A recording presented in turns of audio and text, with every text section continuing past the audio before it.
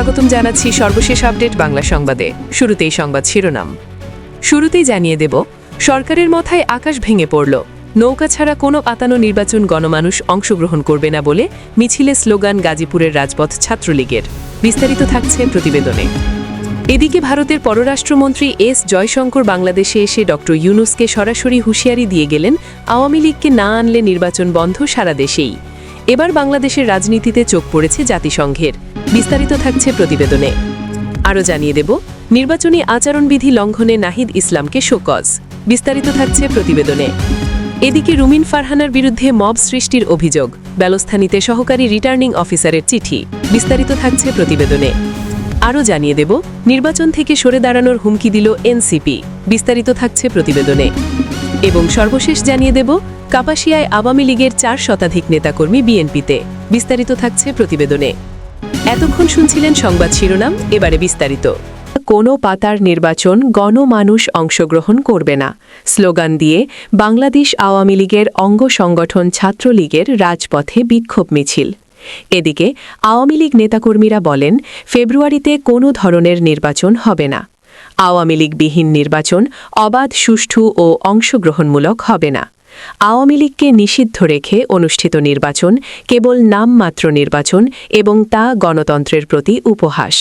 ওসমান হাদির হত্যাকাণ্ড তথাকথিত এই গণতান্ত্রিক প্রক্রিয়ার অবস্থা।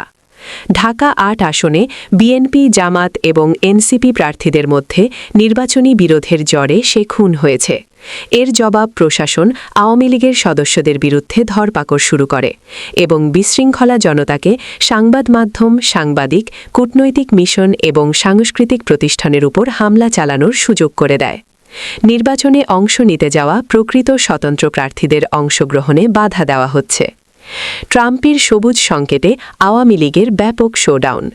আগামী 12ই ফেব্রুয়ারি নির্বাচন পিছিয়ে যাচ্ছে, সময় চেয়ে নিল আওয়ামী লীগ। নির্বাচনী সমীকরণে বড় পরিবর্তন এলো। এদিকে নির্বাচনকে আটকাতে লক্ষ লক্ষ আওয়ামী লীগের কর্মী সমর্থকরা মাঠে নেমে গেছে। নির্বাচন ঘিরে আওয়ামী লীগের সকল অঙ্গ সংগঠন কর্মী সমর্থকদের মাঠে থাকার আহ্বান বঙ্গবন্ধু কন্যা জননেত্রী শেখ হাসিনার। দেশ বাঁচাতে হলে আমাদের এই কর্মসূচি সফল করতে হবে, জানিয়েছেন শেখ হাসিনা। এদিকে ভারতের প্রধানমন্ত্রী এ জয়শঙ্কর বাংলাদেশে এসে ড ইউনূসকে সরাসরি হুঁশিয়ারি দিয়ে গেলেন, আওয়ামী লীগকে না আনলে নির্বাচন বন্ধ সারা দেশেই। এবার বাংলাদেশের রাজনীতিতে চোখ পড়েছে জাতিসংঘের।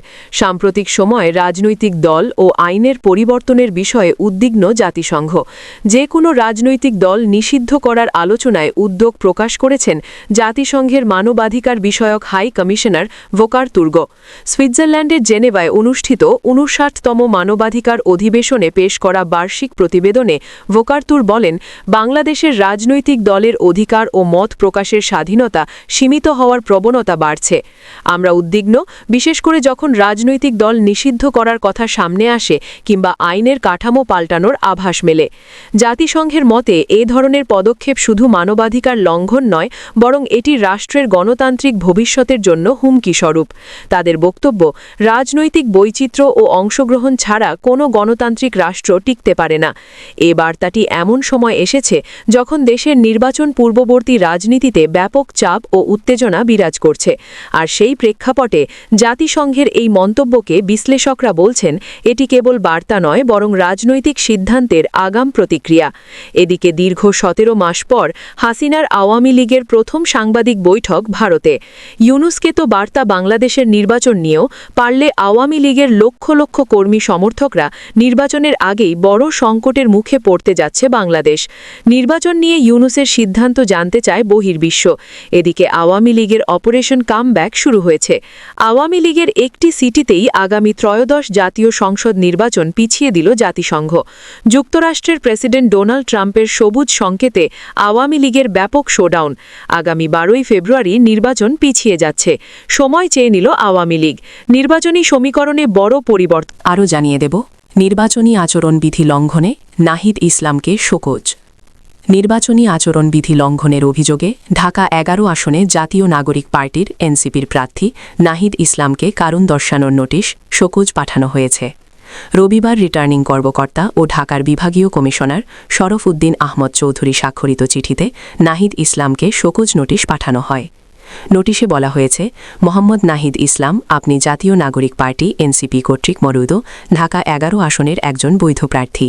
আসন্ন ত্রয়োদশ জাতীয় সংসদ নির্বাচন উপলক্ষে ঢাকা ১১ আসনের একাধিক গুরুত্বপূর্ণ স্থানে আপনার নিজের বিশাল আকৃতির রঙিন ছবি ঢাকা ১১ উল্লেখপূর্বক দেশ সংস্কারের গণভোট হ্যাঁ এর পক্ষে থাকুন স্লোগান সংবলিত বিলবোর্ড রিটার্নিং অফিসারের দৃষ্টিগোচর হয়েছে, যা জাতীয় সংসদ নির্বাচন আচরণ বিধিমালার পরিপন্থী।